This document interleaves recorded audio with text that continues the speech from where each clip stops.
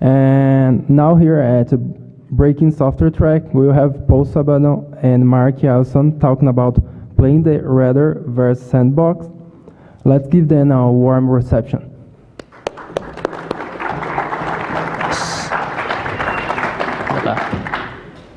Good afternoon, I'm Paul Sabanal and this is Mark Yasson. We're both from IBM X-Force Advanced Research, and today we're going to talk about the Adobe Reader X Sandbox. Late last year, Adobe released Reader X to mitigate, in an effort to mitigate exploitation attempts against Adobe Reader. And so far, we can say that it is a success, as proven by the lack of exploits that fully compromises an attack system. And in fact, in the last few months, there were a couple of 0 days that could affect Reader X, but they weren't able to fully compromise the system because of the lack of Sandbox escape and or bypass techniques. And in fact, as of this time, there are still no publicly known Sandbox escape or bypass method. However, having said that, we wondered if there's still anything malicious that can be done in spite of the restrictions imposed by the Sandbox. Since most of the attacks nowadays are financially driven, we wondered if from an attacker's perspective, we wondered if there's still something that can be done to bring profit. And from a user's perspective, what should we still be wary of, or what should still be watch out for? So these are the core questions that we asked ourselves when we first started this research. And we also were curious about any potential Sandbox, bypass, or escape technique. And we were also hoping if we can find any. So the first half of this talk is about the Sandbox internals. Since we enabled to answer those questions, we had to understand the implementation details of the Sandbox. And that's the focus of the first half of this talk. We also needed to understand the potential weaknesses and limitations of the Sandbox, and that would be the focus of the second half of this talk. But before we go into detail about the Sandbox internals, we would like to talk about something that made this research a lot more easier than it should be. It's the relationship between Google Chrome's Sandbox and the Reader X Sandbox. When we started this research, we were aware that Reader X Sandbox is based on Chrome's, but we didn't know to what extent. It's just the design or the technology, or was there code shared between them? So when we were looking at the Reader X binary, we noticed some debug strings that looks like it's pointing to Chrome source code. So what we did is we compiled a release build of Chrome with debugging symbols on, and using the patch diff to plugin in IDA Pro, we binary diff it against the reader binary, which is acro re32.exe.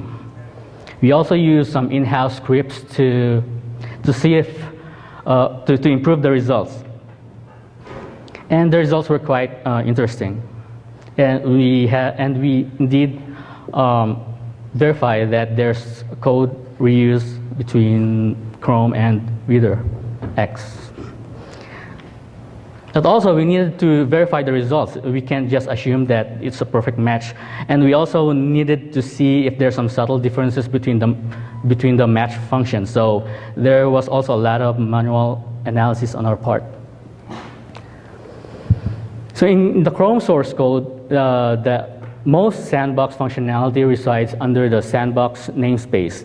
And out of 291 functions that can be found in the Chrome binary that is under the Sandbox namespace, 276 matched with the functions in the Reader X binary.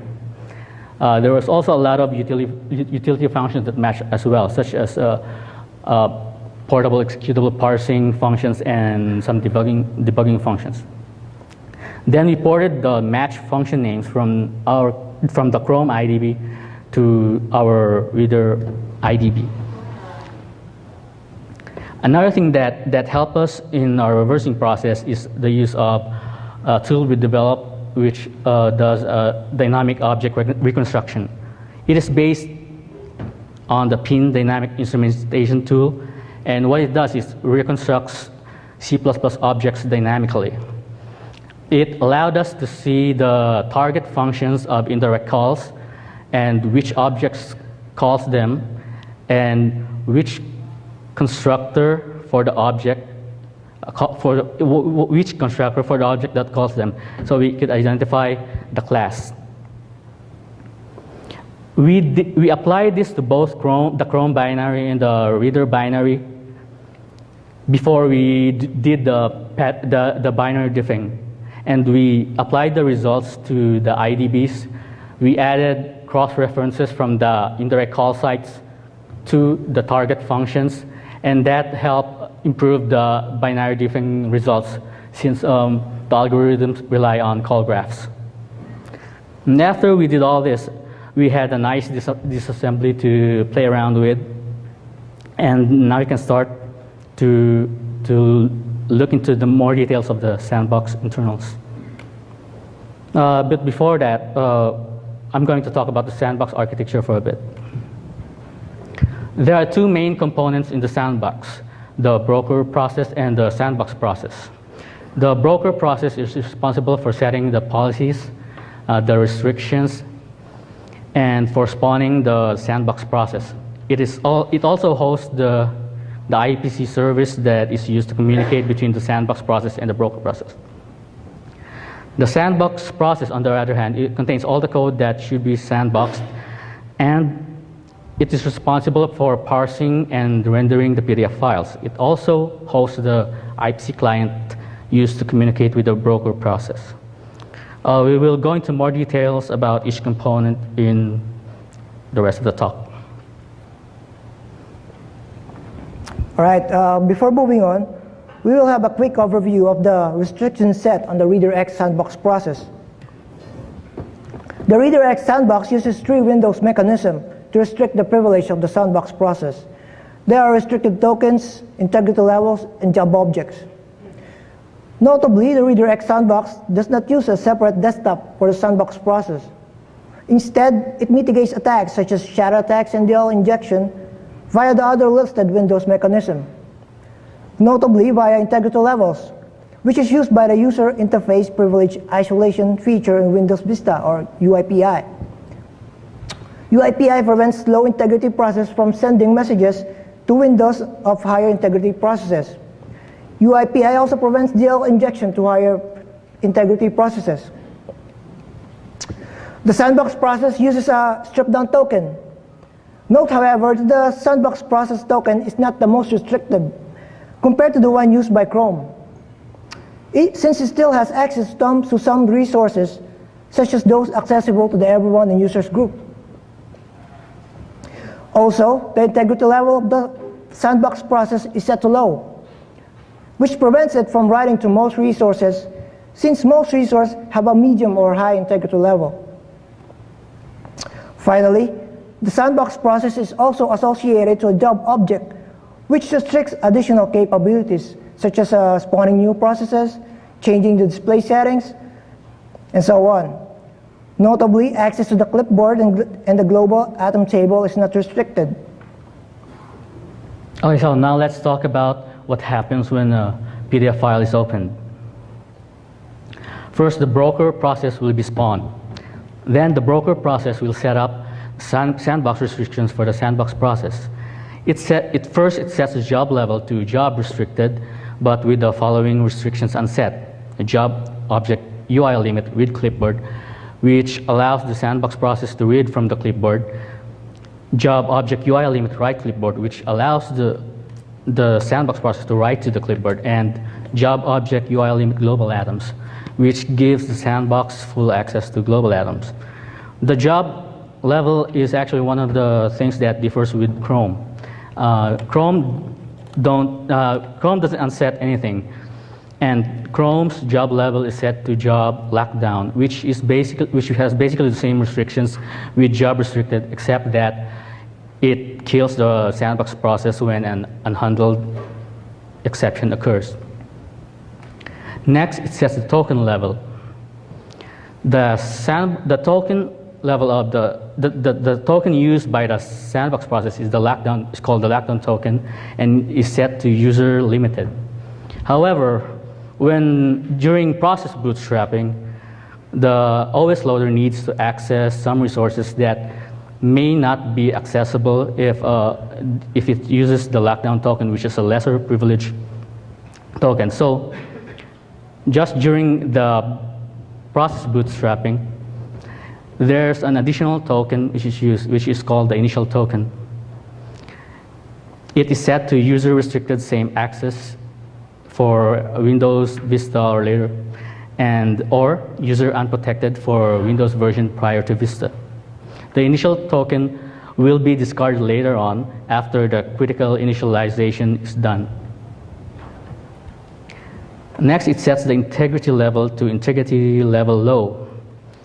Then the broker process adds the DLL eviction policy, which is a list of DLLs known or suspected to cause the sandbox process to crash. These DLLs will be unloaded by the sandbox when detected.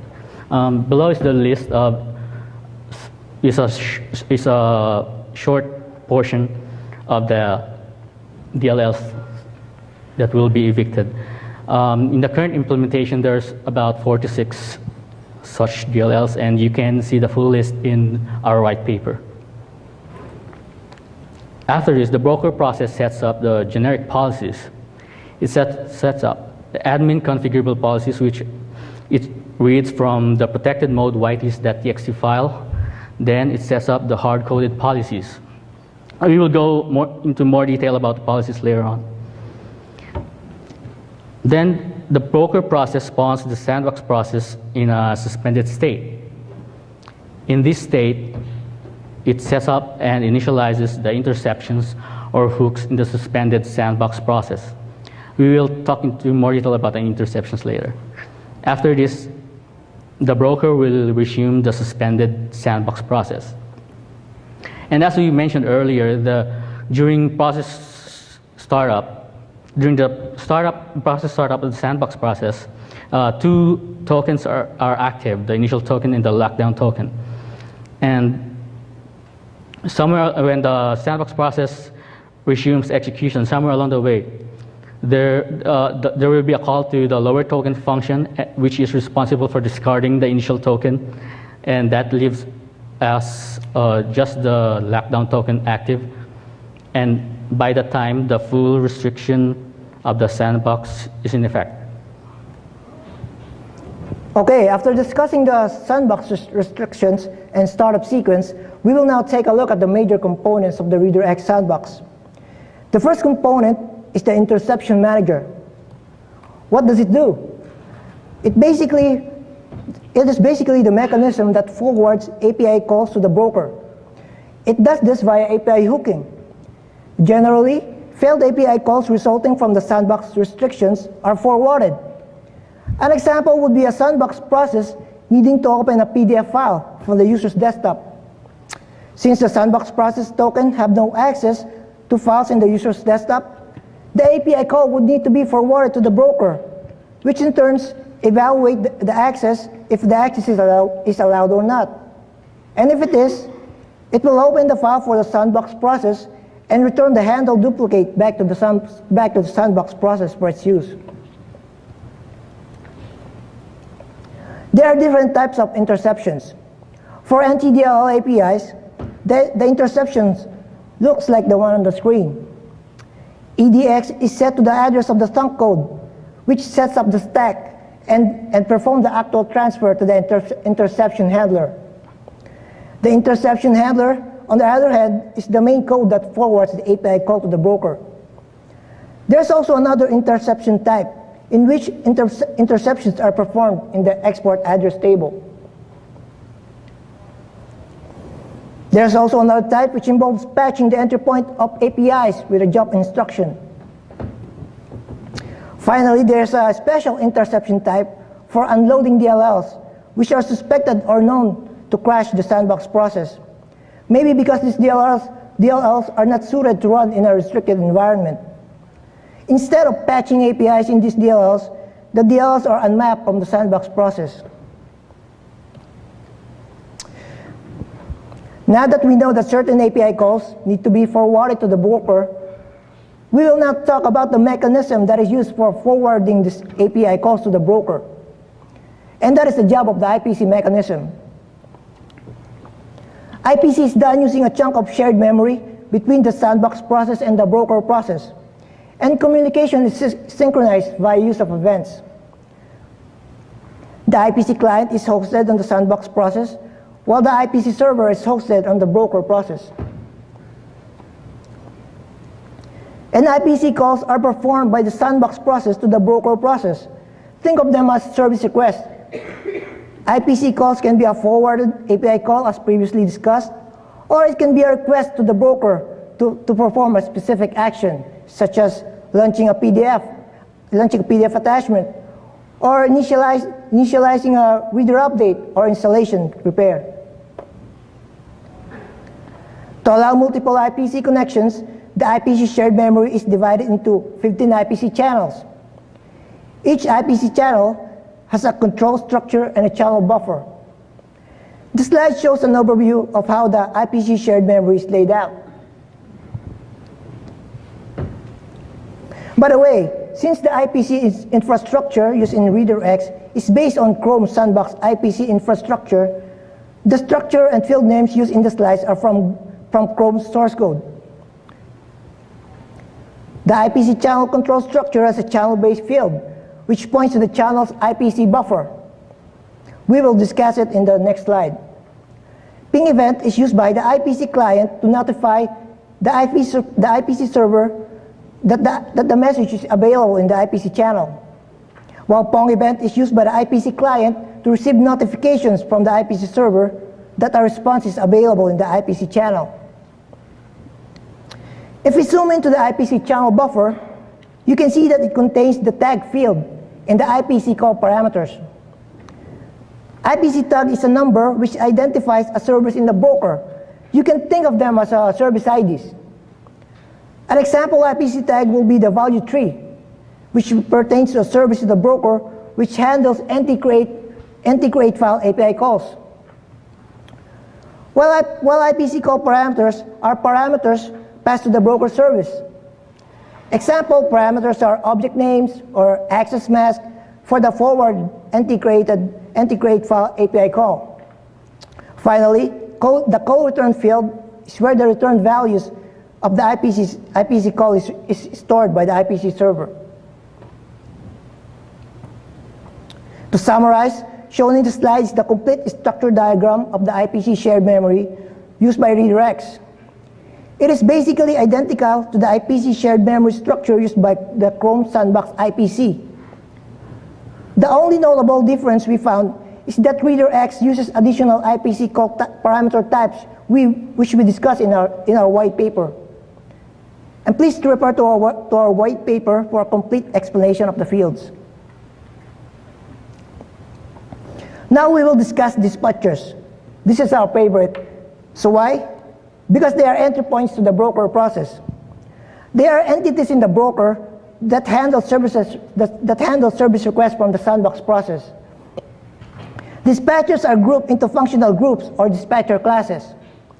We found 19 dispatcher classes in ReaderX, and we were able to recover the names of these dispatcher classes using C++ RTTI information stored in the reader binary, and using Chrome source as a reference. Here are some example dispatcher classes. There are dispatcher classes that handles file system and registry services.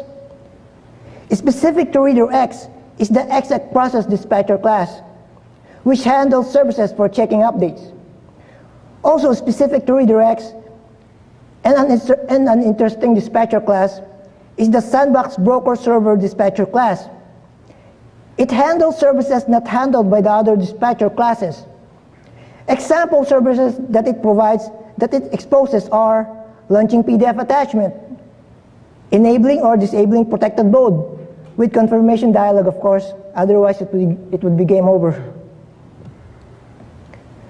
Dispatcher callbacks are the actual routines that service the request. A dispatcher class can have multiple dispatcher callbacks. During an IPC call, the IPC server resolves which dispatcher callback to service a request using an IPC signature. An IPC signature is a combination of the IPC tag plus the IPC call parameter types. If you are a reverse engineer and are interested in enumerating the dispatcher class and the dispatcher callbacks in Reader X, we had provided information in the white paper for that purpose. It involves finding the IPC call structures referenced in the dispatcher class constructors. IPC call structures, on the other hand, contains the IPC tag, the parameter information, and the callback routine address of each dispatcher callback. Okay, so now let's talk about the policy engine of Reader X.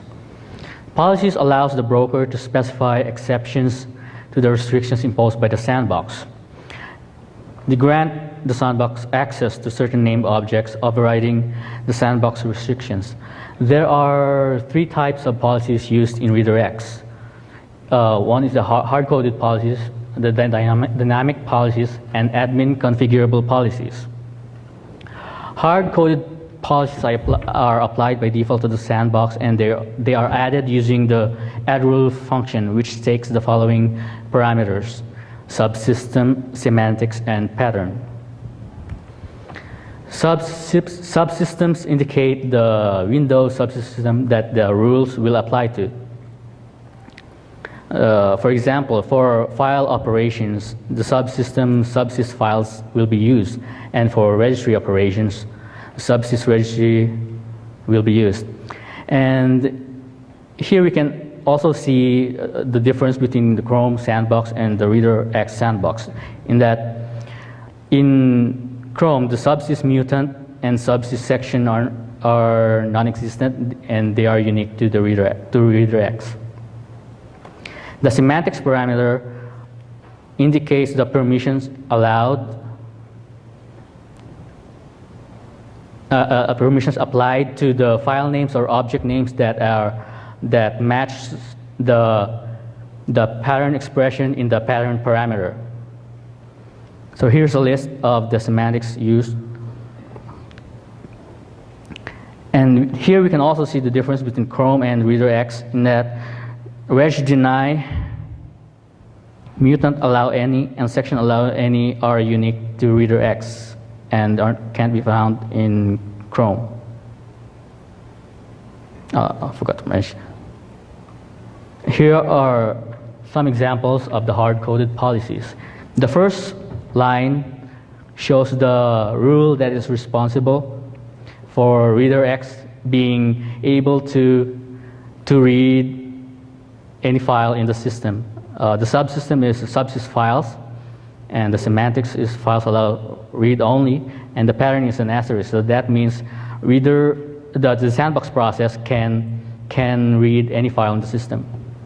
The next line overrides the previous line, in that it has a subsys files and semantics files allow any, and it gives the sandbox process full access to the folder user app data local temp low. This is a small sampling of the hard-coded policies in Reader X. There's around 177 of them, and if you want to enumerate them all, you can use your favorite debugger to put a hook in the add rule function. But all you have to do is just find the add rule function first, which isn't that hard to figure out. Next are the other type of policies, is the dynamic policies. These are policies that has to be added dynamically due to some user interaction. For example, when a user wants to save a PDF file using the File Save As menu, the add rule function will be invoked with the following parameters. And the subsystem is subsys files, and the semantics is files allow any. And the pattern expression is the file name of the PDF file the user wants to save. Another policy type is the admin configurable policies. These are custom policies that can be added by a user or an administrator through a configuration file. The policy file is named protected mode whitelist config.txt and should be placed in the folder where reader is installed, or the folder where acrord32.exe can be found. Here's an example of a policy. The policy rule takes the following format: policy rule type and the equal sign and the parent string. Policy rule type is just a subset of semantics, and parent string is the same as the pattern parameter in the add rule function. The subsystem is implied in the policy rule type, so there's no need to specify them. And here's the policy rules.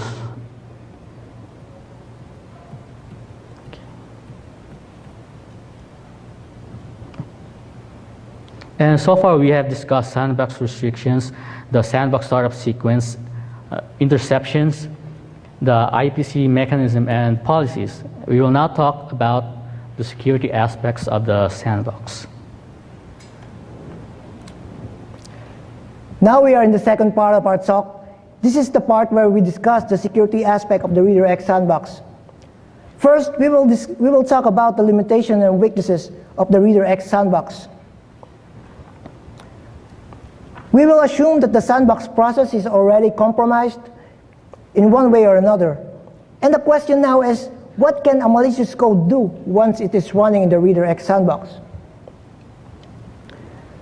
A Sandbox code can steal sensitive files such as documents and source codes, since there is a hard-coded policy rule which grants read access to all files accessible to the user's account.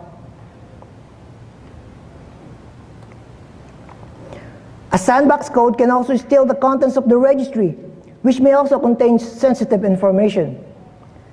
There are hard-coded policy rules which grant read access to major registry hives, such as the one shown in the slide.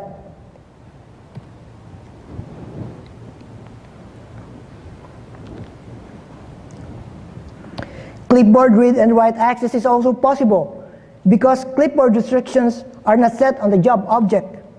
And there's also the Sandbox clipboard dispatcher in the broker, which provides clipboard-related services.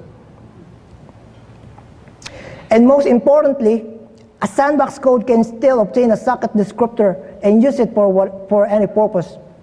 Combine this limitation with read access to the file system and the registry and a clipboard, it is indeed possible to conduct an information theft attack without escaping the Redirect Sandbox.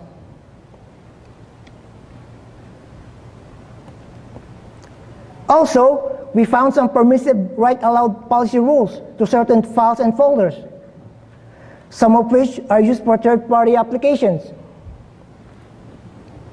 An example of which is the one shown on the slide. A Sandbox code can leverage it so that an attacker-controlled JavaScript code is executed every time a new instance of Redirect is spawned. In our demo, we will show you how a Sandbox code can leverage this particular weakness to achieve a limited form of persistence. And finally, since FAT partitions, which are still used in USB flash drives, have no security descriptors, a Sandbox code can modify or create files in these partitions. A Sandbox malicious code can leverage this for propagation purposes.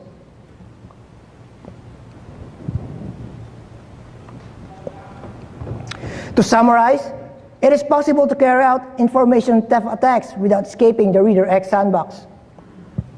Adobe is aware of that, and they plan to extend the Sandbox to restrict read activities and are investigating ways to restrict network access in the future. And as promised, we will demonstrate a proof of concept information stealing exploit payload at the end of our talk to prove that we are not making this all up.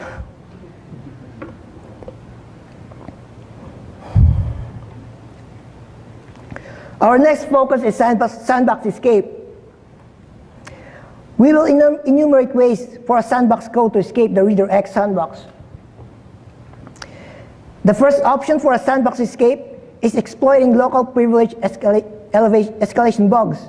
This is a generic technique and applies to other sandboxes as well. The ones that are interesting are those that result in kernel mode code execution. Because, for example, you can have a generic kernel mode payload which changes the token of the sandbox process to the one used by the system process. So suddenly, you will have a sandbox process that has more privilege than the broker process. A sandbox escape method described by Tomkich in his papers is name object squatting. Since the sandbox process can still create name objects in the local namespace, it is possible to craft malicious name objects that are trusted by higher privilege process. An example attack involves exploiting parsing bugs in higher privilege process, such as the one demonstrated by Tomkich against protected mode, IE. A sandbox code can also leverage the write aloud policy rules to escape the redirect sandbox. Some of these write aloud policy rules are used by the broker and other third-party applications, which generally runs in a higher privilege level than the sandbox process. As long as you can control the behavior of higher privilege applications, there's always a risk and / opportunity for a sandbox escape. An example scenario is when a higher privilege application fully trusts a configuration data that is writable to the sandbox process. If, for example, the configuration data contains executable file paths or library file paths, a sandbox code can modify these file paths as an attempt to execute code at a higher privilege level. If you are a reverse engineer, you can use the example policies we had shown in our previous slides to find the rest of the Reader X hard-coded policies.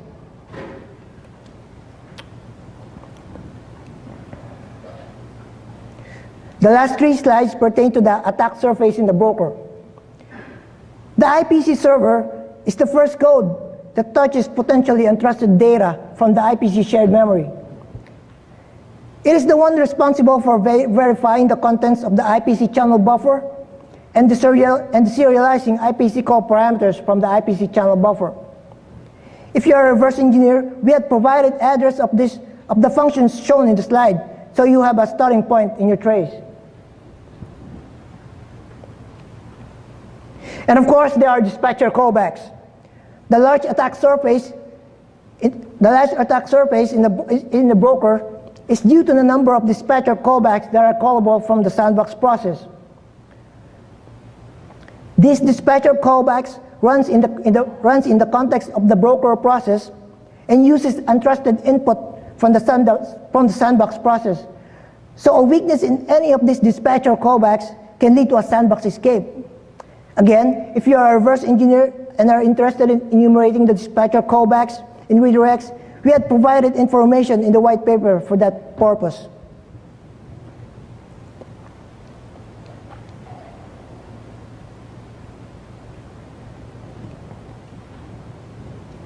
And finally, a weakness in the policy engine could allow a sandbox process to write to the sensitive parts of the file system or registry, which in turn could lead to a sandbox escape. If the file or register entry is used by the operating system, the broker, or third-party applications, which runs on a higher privilege. The first step to find a weakness in the policy engine would be to understand how the policy engine performs policy evaluation using the policy rules. You can start by studying the policy engine source in Chrome and then proceed in tracing the policy engine calls in the reader X dispatcher callbacks. And once the operation of the policy engine is understood, one will then need to find a way to influence the result of the policy evaluation. To summarize, a sandbox escape involves attacking the broker process or other higher privilege applications. And as a rule of thumb, if a sandbox code can control the behavior of higher privilege applications, there's a risk or opportunity for a sandbox escape. Now we will be going to our demonstration.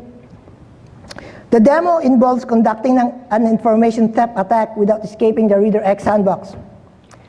In the demo, we will be using reader X 10.0.1, not the latest version, because the demo involves exploiting a known bug, CVE 2011-0609, to gain reliable code execution in the sandbox process. Nonetheless, we verified that this demo works on the latest version of reader X using manual injection of the payload in the sandbox process.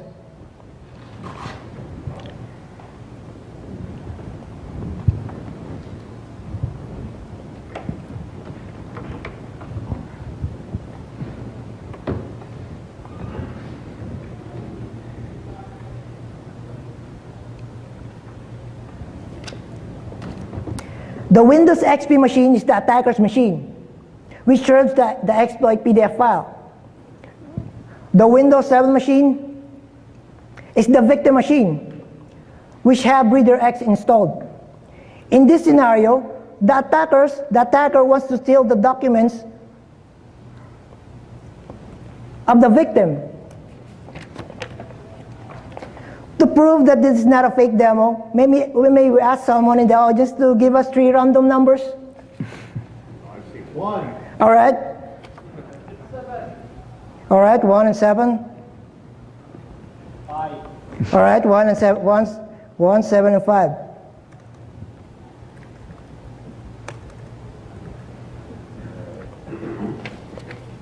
All right, thank you.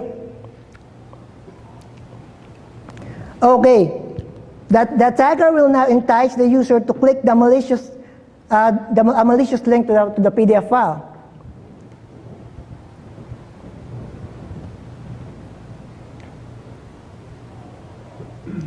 So this is the link, and then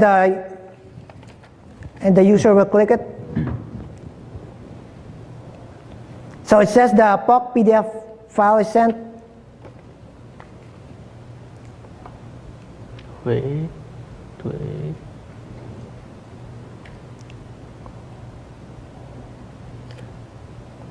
What's that?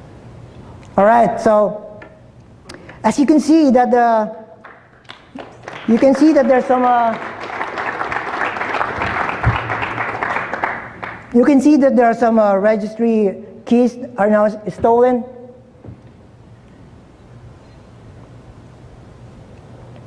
And there's a list of the user's files.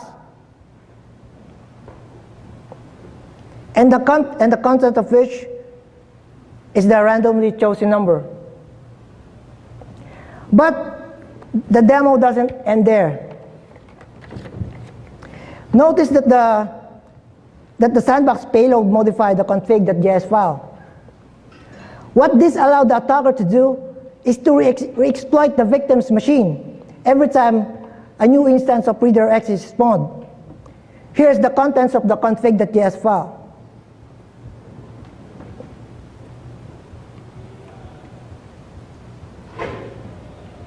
So what it basically does is to load this particular URL using the default browser.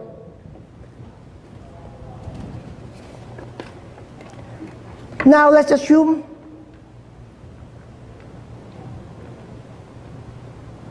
let's close this.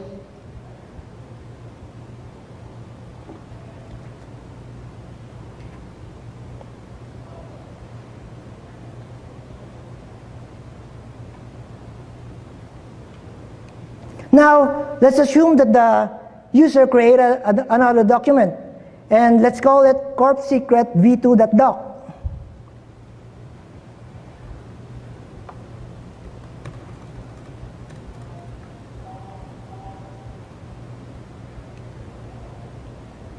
Okay, so in this one, we will just increment the randomly chosen numbers.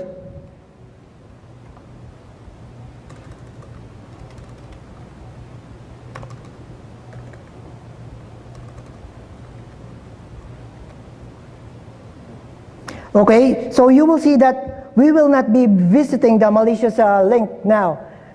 What we will be doing now is to create an instance of reader X.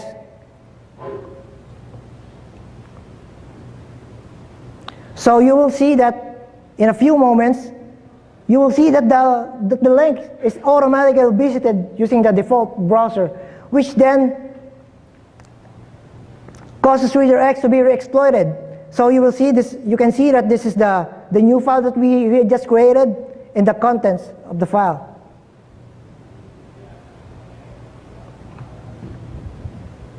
And remember that all that happened without escaping the reader X sandbox. Okay, so now we're going to our next demo, which basically uses the same exploit for the same reasons mentioned by Mark. And we'll just wait for the snapshot to restore. Okay. I can see. Okay, so here we have an innocent looking PDF file.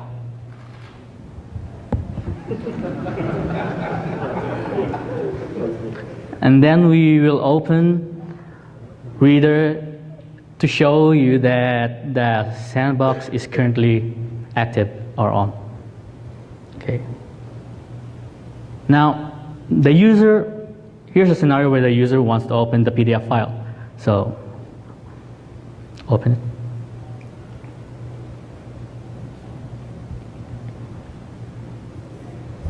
Then the user sees the following message box, which tells him to reopen the PDF file.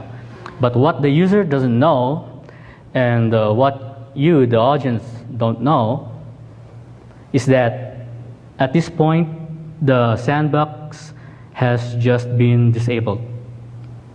So yes, we achieved one of our goals in starting this research, and we have found a sandbox bypass vulnerability in Reader X. And to prove that, not yet. And to prove that, and here's our favorite payload. And if you look at Process Explorer, you'll see that it's not running under the sandbox. Okay? So that's it. So that concludes our presentation, and if you have any questions. Oh, we can't talk about the vulnerability yet in detail, since it's still under disclosure with Adobe. So no questions about that.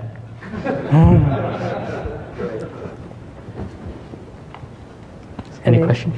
Any questions? Yes, sir? Can you repeat that, sir? I haven't tried it, but you could probably try it. Any question? No? Any question? Anybody have a question? All right. Thanks for coming on. Thanks for listening. Have a good night.